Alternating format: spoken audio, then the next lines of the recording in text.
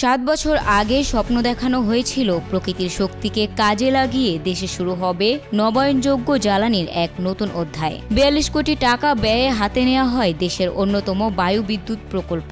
পরিকল্পনা ছিল বাতাসের শক্তিতে টারবাইন ঘুরে উৎপাদিত হবে বিদ্যুৎ, যা স্থানীয় জনগণের চাহিদা মেটাবে এবং জাতীয় গ্রিডেও যুক্ত হবে। কিন্তু সময় পেরিয়ে গেলেও সেই আলো জ্বলেনি।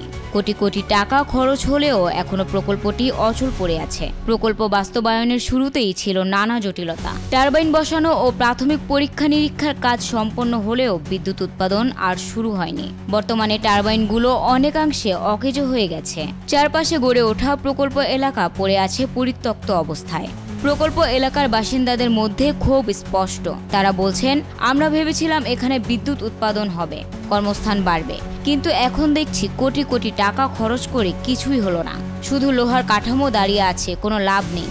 বিদ্যুৎ খাতের বিশেষজ্ঞরা মনে করেন, পরিকল্পনার ঘাটতি, দক্ষ জনবলের অভাব এবং অনিয়মই এই ব্যর্থতার মূল কারণ।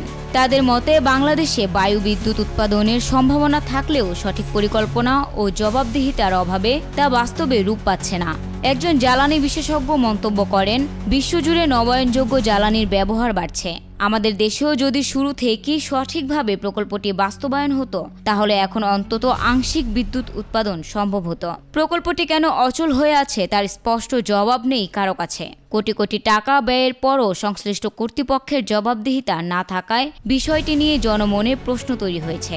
বিদ্যুৎ খাতের বিশেষজ্ঞ ও সাধারণ মানুষ উভয়ই চাইছেন দ্রুত প্রকল্পটি সচল করার উদ্যোগ নেওয়া হোক। পাশাপাশি সংশ্লিষ্টদের জবাবদিহিতার আওতায় আনা এবং ভবিষ্যতের জন্য কার্যকর পরিকল্পনা প্রণয়নের দাবি জোরালো হচ্ছে।